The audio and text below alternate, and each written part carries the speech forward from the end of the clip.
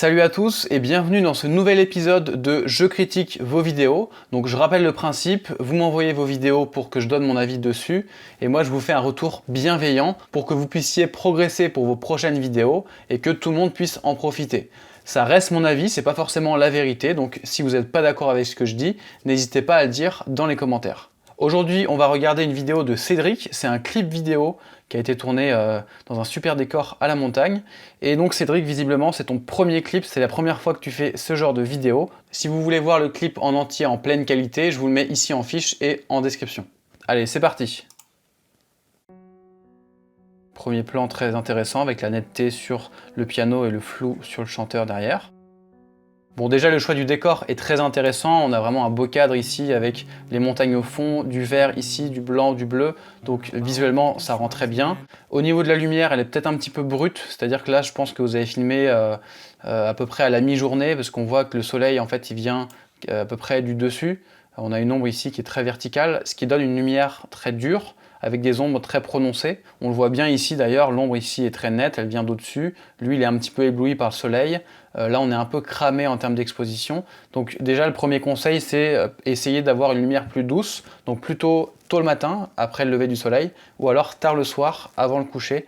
La lumière sera plus douce, donc plus flatteuse, les comédiens seront moins éblouis, et en plus on pourra avoir une teinte un petit peu orangée, voire même avoir un jeu de lumière avec le soleil qui apparaît vers les montagnes par là-bas. Ça peut vraiment être très joli. Alors moi, ce qui me gêne, c'est l'utilisation des fondus enchaînés. Tu en as utilisé beaucoup dans ce clip, et notamment celui-là, c'est un bon exemple de ce que j'aime pas trop. Ici, sur la fin de ce plan-là, pendant le fondu enchaîné, on voit que tu as entrepris un mouvement de caméra. Donc en fait, on voit le début du mouvement de caméra au moment où on sort du plan. C'est pas du tout fluide, parce que quand on le lit à vitesse réelle, on a l'impression qu'il y a un bug, que la caméra s'est mise à trembler, et puis qu'on a vite cliqué sur une autre caméra pour ne plus voir cette caméra qui se met à trembler. Or, je pense que toi, tu as mis des fondus enchaînés, justement pour dire, ok, il faut rajouter de la fluidité, il faut que la transition entre les plans soit plus dans la continuité, sauf que là, le résultat, c'est l'inverse de ton intention. Pareil, au tout début, tu as mis un autre fondu enchaîné, quand le chanteur commence à parler. Alors déjà, le chanteur commence à parler pour la première fois dans le morceau, donc on a envie d'être assez vite sur lui. On n'a pas envie d'attendre qu'il y ait un fondu enchaîné qui en plus là s'attarde. Ce genre d'effet, je pense que ça peut être intéressant, notamment pour du concert, pour de la musique live, pour montrer en fait deux éléments en même temps, par exemple pour montrer les mains du pianiste en gros plan et le visage du chanteur en gros plan en même temps. Donc tu peux jouer sur un effet un peu de superposition, de surimpression, mais dans ce cas-là, laisse-les tous les deux à l'image en même temps avec un effet d'opacité à 50%, mais pas forcément une transition en fondu enchaîné pour passer de l'un à l'autre, parce que je trouve que ça casse la dynamique. Et ça, c'est un défaut qu'on a dans beaucoup de vidéos amateurs, c'est de mettre des fondus enchaînés en se disant ça va faire stylé, mais au final ça ne fait pas stylé. Ensuite, deuxième chose que j'aurais à dire, c'est au niveau des mouvements de caméra. Donc visiblement tu as filmé avec un stabilisateur au sol et tu avais également un drone. Donc là, par exemple, on a un mouvement drone qui est intéressant parce que effectivement, ça montre l'immensité et la beauté du décor dans lequel ils sont. Mais le problème, c'est que là, en fait, ton mouvement de caméra, il s'éloigne du chanteur et du pianiste. Donc, on a l'impression un peu qu'on sort finalement de la musique. Ça pourrait être un bon plan de fin pour dire « Ok, c'est terminé, on sort ». Ou alors, tu pourrais faire le plan dans l'autre sens en avançant vers eux pour le plan d'intro.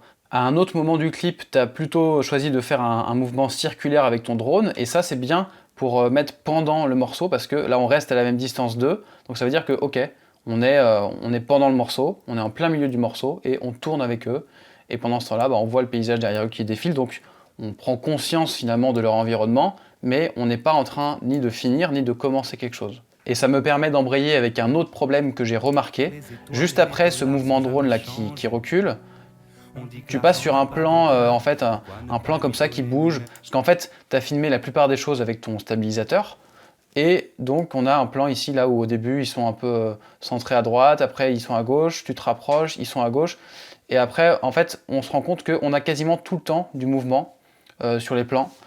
Ça bouge beaucoup. En fait, ça c'est le défaut qu'on a quand on utilise des stabilisateurs. Alors oui, les stabilisateurs c'est génial, ça donne des images stabilisées, etc. Mais il faut vraiment pas en abuser. Pourquoi? Parce que déjà, il faut que tu te mettes à la place de la personne qui regarde la vidéo. C'est un petit peu comme si on était un spectateur ici, posés à côté d'eux, sur l'herbe, en train d'admirer leur concert, en train de regarder ce qu'ils font. Donc, qu'est-ce qu'on va faire avec nos yeux quand on regarde un vrai concert comme ça? On va des fois regarder le visage de l'un, des fois on va regarder le visage de l'autre, on va peut-être regarder les mains du pianiste, on va peut-être regarder l'ensemble, on va peut-être regarder un peu le décor, mais on va pas être sans cesse en train de tourner autour d'eux, en train d'aller à droite, aller à gauche, parce qu'on a envie d'être avec eux dans l'émotion. Donc quand tu mets des plans comme ça qui bougent dans tous les sens en permanence, et bah en fait on a la bougeotte et on sait pas du tout à quoi s'accrocher en fait, on sait pas trop quoi regarder. Donc pour moi les plans au stabilisateur, il doit y en avoir très peu, peut-être aller 10-15% dans la vidéo maximum. Tu peux aussi avoir donc des plans drone, pareil 5-10%. Et pour le reste, il ne faut pas hésiter à faire des plans au sol, sans stabilisateur, des plans fixes, enfin, ou alors des plans à l'épaule qui bougent un petit peu comme celui-là que tu as fait. Mais il est très bien parce que du coup, ça nous permet de nous concentrer sur les émotions de son visage.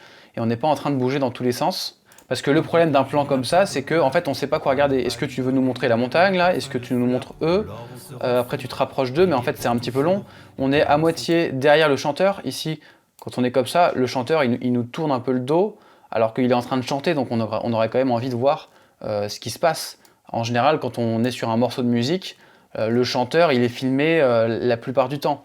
Après, il y a des petits inserts sur les autres musiciens. S'il y a un solo de guitare ou un solo de piano, on va filmer le soliste à ce moment-là, bien sûr. On va filmer aussi tout l'ensemble des musiciens, mais le chanteur, c'est quand même lui qu'on doit voir la plupart du temps, on doit voir son visage. Ce plan-là, par contre, il est intéressant parce que ça nous donne un point de vue original. On n'a pas l'habitude de voir des plans de haut comme ça. Il y a un effet avec les ombres. Quand il écarte les mains ici, on a l'impression qu'il y a un peu son double ici. Donc ce plan-là, il est très bien pour donner du contexte, mais juste après, on a envie de revenir sur du visage pour voir les émotions.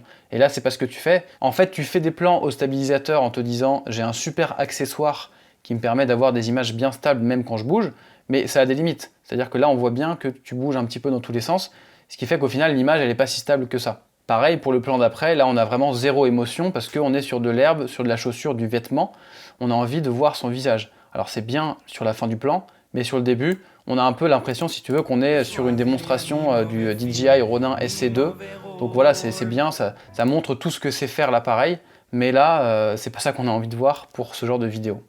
Alors pour parler des choses positives que tu as faites avec ce stabilisateur, il y a ce moment-là que j'aime beaucoup, parce qu'on est sur un mouvement qui est assez simple, c'est-à-dire que tu tournes un petit peu autour du pianiste, on voit bien son visage, on voit bien ses mains, on voit bien son émotion, et en fait, on est dans le bon sens, c'est-à-dire qu'on part un peu de derrière lui, et on tourne pour finir devant lui. Donc finalement, on va vers son émotion.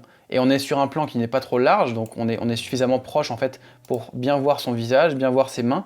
Et ensuite, juste derrière, tu as fait donc un mouvement en plus large et tu as respecté le même sens de rotation que sur le plan d'avant. Donc c'est cohérent, on a juste en fait en gros le même plan mais en beaucoup plus large. Donc c'est ça que je t'encourage à faire, des mouvements simples, une rotation simple autour d'un sujet et ensuite la même rotation mais en plus loin. Pas besoin de faire des mouvements qui vont de gauche à droite, de haut en bas, dans tous les sens. Le plan qui suit, je le trouve pas top parce qu'on a nos deux musiciens qui sont sur la droite et en fait tu as mis de l'air à leur gauche. En règle de cadrage, on dit toujours de mettre plus d'air devant le personnage que derrière. Or là, tu as mis plus d'air derrière lui, ce qui donne une sensation un petit peu de malaise. On sait pas trop ce qu'on doit regarder.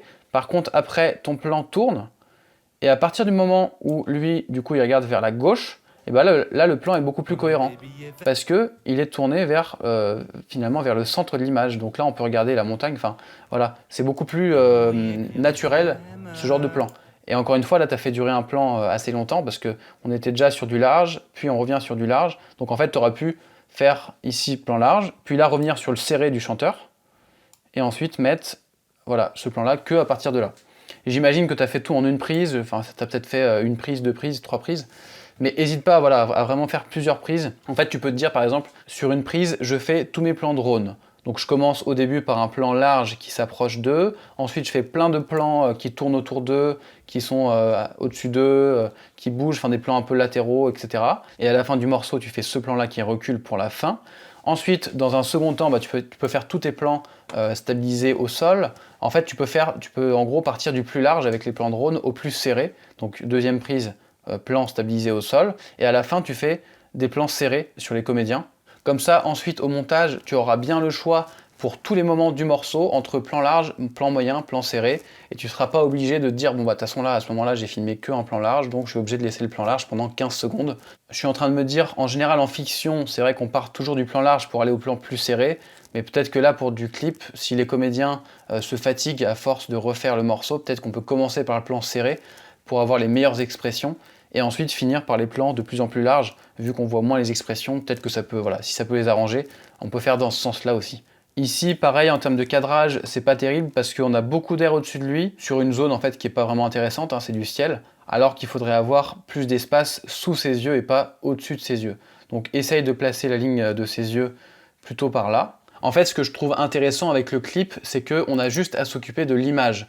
Le morceau, il est fait, donc le son de la vidéo, on n'a pas à s'en occuper. Et comme je dis souvent, vu que le son est plus important que l'image dans une vidéo, et ben ça nous décharge de cette partie-là. Donc on peut vraiment se concentrer sur l'image et on peut refaire plein de fois les prises pour à la fin avoir un produit final qui est bien clean. Et au montage, c'est pratique aussi parce qu'on a juste à synchroniser le son avec les prises qu'on a faites. En fait, on passe en mode un peu multicaméra et on passe sur telle caméra, sur telle caméra. Donc c'est pour ça que c'est au tournage qu'il faut bien penser à faire des plans les plus variés possibles. Je trouve, Cédric, que tu t'en es très bien sorti en termes de variation de plans. Il y a tous les ingrédients qu'il faut. Maintenant, il faut réussir à mieux les équilibrer. Plus de serré, moins de large, plus de plans fixes et moins de plans en mouvement. Voilà ce que j'avais à dire sur ta vidéo. Pour un premier clip, je trouve que c'est vraiment top. Sachez que vous avez la possibilité d'entrer dans les coulisses de mes vidéos. Les coulisses, c'est 2 mails que j'envoie chaque semaine pour vous partager mes conseils, que ce soit sur la prise de vue, sur le montage, le son.